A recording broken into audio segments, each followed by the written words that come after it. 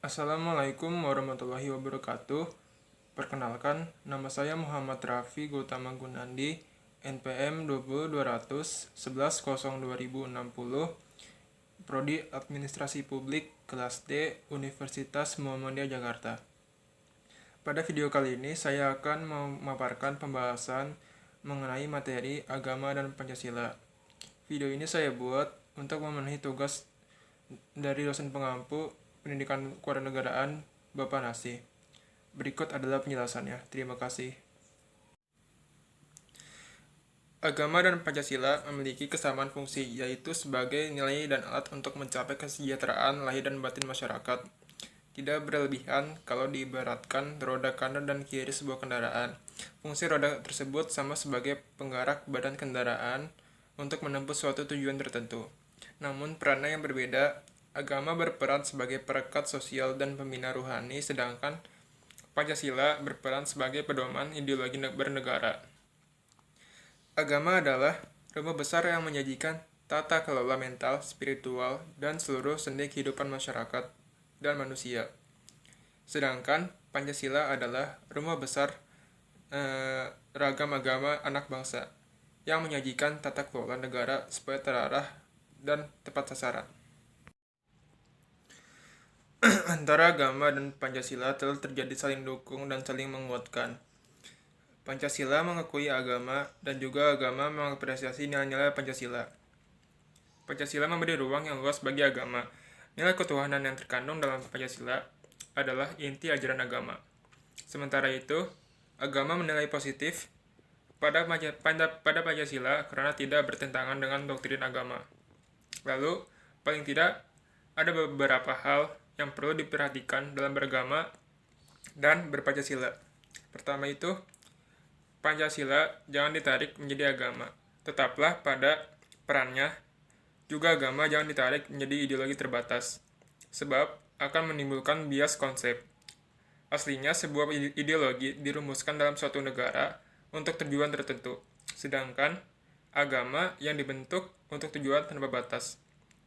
Ideologi yang dirumuskan oleh manusia tidak bisa diminta pertanggungjawaban untuk mengurus komitmen rohani, karena di luar nalarnya. Juga sebaliknya, ketika agama diminta pertanggungjawabannya untuk tujuan atau kepentingan terbatas, ia akan mengalami bias konsep.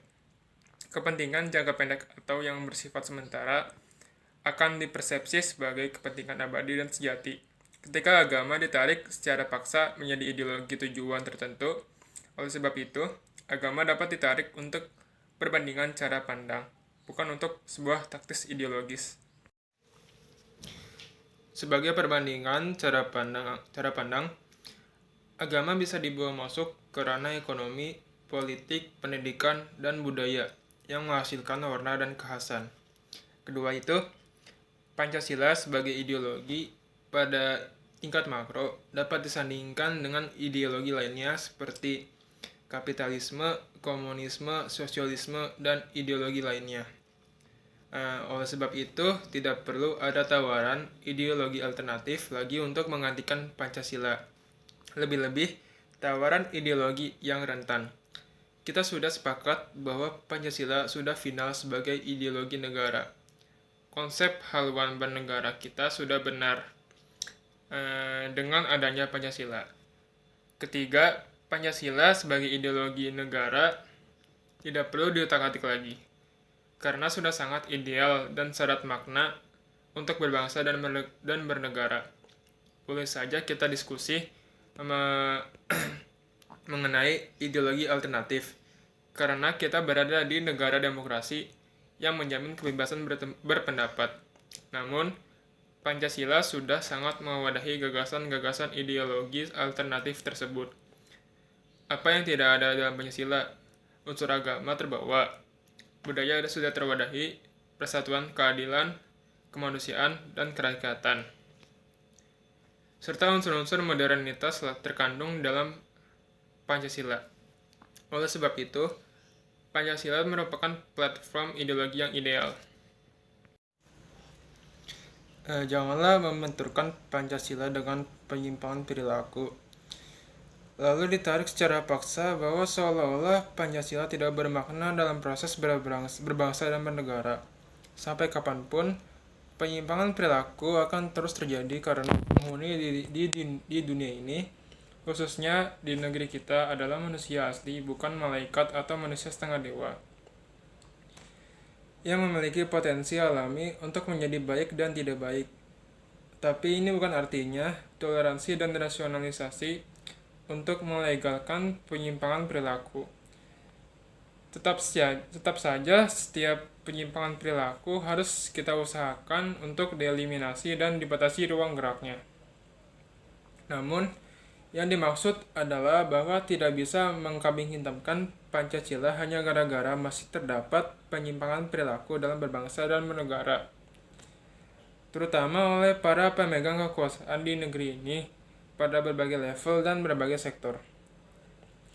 Agama dan Pancasila sudah harmoni. Apabila alat ukur yang digunakan bukan untuk kepentingan tertentu dan terbatas dengan kepentingan tertentu, hal yang sudah jelas duduk perkaranya menjadi abu-abu. Pancasila dan agama yang jelas-jelas sudah sangat harmoni menjadi tidak jelas dan terjadi sebuah konflik. Seolah-olah Pancasila di satu lembah dan agama di lembah lain yang tidak pernah terjadi komunikasi substansi. Jadi kepentingan tertentu yang menjadikan bias persepsi kita. Substansi bernegara yang ideal sudah terkandung di dalam Pancasila dan secara objektif merupakan turunan ajaran agama. Sebagai citra idealistas, Pancasila tidak memiliki kekurangan. Haluan bernegara dan berbangsa sudah sangat jelas terumuskan di dalamnya. Harus diakui bersama bahwa yang belum jelas sampai saat ini adalah pengalaman isi Pancasila dalam setiap langkah strategis, baik langkah individu masyarakat maupun langkah organisasi negara. Untuk hal ini, kita perlu mengakuinya masih mengalami defisit. Wajar tentunya Pancasila sebagai ideologi yang selalu menyajikan gagasan ideal yang lembarannya selalu terjadi benturan dengan kondisi real. Jangan gara-gara realitas berbeda jauh dengan idealitas, lalu kita berhenti berbicara target-target yang ideal. Jangan putus asa dan merasa lelah untuk membicarakan hal-hal ideal dalam berbangsa dan bernegara. Hubungan antara agama dan Pancasila adalah hubungan yang sangat menguatkan, bukan hubungan yang saling bertentangan. Konsep Pancasila digali dari nilai-nilai yang luhur. Pancasila dapat dipahami dalam 3 tataran, yakni nilai filosofis, nilai instrumentalia, dan nilai pragmatis. Sebagai nilai instrumental, misalnya Pancasila merupakan sumber dari segala sumber hukum yang berlaku di negara hukum, Negara Kesatuan Republik Indonesia. Pada tanggal 1 Juni 1945, terbentuklah Panitia 9. Panitia ini menyusun kembali naskah yang semula dimaksudkan sebagai teks proklamasi kemerdekaan. Akhirnya dijadikan sebagai pembukaan dalam UUD 1945. Naskah ini disebut Piagam Jakarta atau Jakarta Charter. Namun, terdapat perubahan kata yang terdapat pada sila pertama yang semuanya itu ada ketuhanan dengan kewajiban menjalankan syariat bagi Islam bagi pemeluk-pemeluknya menjadi ketuhanan yang Maha Esa. Saat itu ada 2 ormas Islam yang menentang bunyi sila pertama. Karena 2 ormas Islam tersebut menyadari bahwa jika syariat Islam diterapkan, maka secara tidak langsung menjadikan Indonesia menjadi sebagai negara Islam yang utuh. Maka hal itu dapat memojokkan umat beragama lainnya. Karena itulah sampai detik ini bunyi sila pertama ketuhanan yang Maha Esa, yang berarti Pancasila menyakralkan agama tidak hanya Islam, namun Kristen, Katolik, Konghucu, Hindu, dan Buddha sebagai agama yang resmi pada saat itu. Di dalam perubahan sila pertama, inilah letak keselarasan Pancasila dengan agama. Dengan adanya sikap toleransi antar agama dan sesama warga dalam kehidupan bermasyarakat dan bernegara, kita tentunya sebagai warga negara Indonesia memiliki sikap toleransi antar umat beragama. Lalu pada tanggal 1 Juni 1945, Insinyur Soekarno mengatakan bahwa prinsip ketuhanan, bukan bangsa yang bertuhan, namun masing-masing warga Indonesia yang bertuhan. Yang Kristen menurut petunjuk Isa Al-Masih, yang Islam menurut petunjuk Nabi Muhammad SAW, yang Buddha menurut kitab-kitab yang ada. Hendaknya orang-orang dapat menyembah Tuhannya dengan leluasa. Hal ini relevan dengan ayat 1 dan 2 pasal 29 UUD 1945 tentang kebebasan beragama. Pasal 29 ayat 1 berbunyi negara berdasar atas ketuhanan yang Maha Esa. Yang kedua, negara menjamin kemerdekaan tiap penduduk untuk memeluk agamanya masing-masing dan untuk beribadat menurut agamanya dan kepercayaannya itu. Penjelasan dari kedua pasal tersebut, ayat 1 dijelaskan bahwa Indonesia ketuhanan yang Maha Esa karena segala kegiatan harus didasarkan pada ketuhanan yang Maha Esa. Prinsip ketuhanan yang tertanam dalam UUD 1945, perwujudan pengakuan keagamaan yang bersifat mutlak. Oleh karena itu, semua orang bebas memeluk agama dan beribadah menurut agamanya yang dianggap benar, dan warganya berhak mendapatkan pendidikan yang layak serta hak setiap warga negara untuk mendapatkan hak tempat tinggal yang layak dan nyaman untuk tinggal dan berhak menentukan keluarga negara sendiri. Penjelasan dari ayat 2 bahwa setiap warga negara memiliki agama dan kepercayaan sendiri tanpa ada unsur paksaan dari pihak manapun, dan tidak ada orang yang melarang untuk memilih agama yang diyakininya. Setiap agama memiliki cara dan proses beribadah yang berbeda-beda. Oleh karena itu, setiap warga tidak boleh melarang orang beribadah. Negara mempunyai peran penting dalam pembangunan sektor agama dan sebaliknya juga. Agama mempunyai peranan yang sangat penting dalam pembangunan bangsa dan negara. Sebagai bangsa yang beragama, kita mengkehendaki dan berkeinginan dalam rangka dan melaksanakan dan mengamalkan nilai-nilai luhur Pancasila. Agar nilai-nilai luhur Pancasila, terutama nilai-nilai agama, benar-benar dapat menjiwai kehidupan kita, dihayati dan diamalkan oleh masyarakat dan insan. Pancasila sebagai manifestasi dan pencerminan takwa kepada Tuhan Yang Maha Esa. Ideologi Pancasila sebagai ideologi yang selaras dengan ajaran agama Islam, di mana adanya nilai ketuhanan, keadilan, dan musyawarah untuk mencapai mufakat. Nilai-nilai tersebut sangat erat kaitannya dengan agama. Menurut Jimmy Asidik, bahwa dalam perspektif internal, ajaran kekuasaan tertinggi atau konsep kedaulatan yang dianut oleh UUD 1945 salah satunya mencakup ajaran kedaulatan Tuhan. Ajaran kedaulatan Tuhan Yang Maha Esa tercermin dalam pengakuan bangsa Indonesia dalam alinea ketiga dan keempat pembukaan UUD 1945. Serta dalam ketentuan pasal 29 ayat 1 UUD 1945.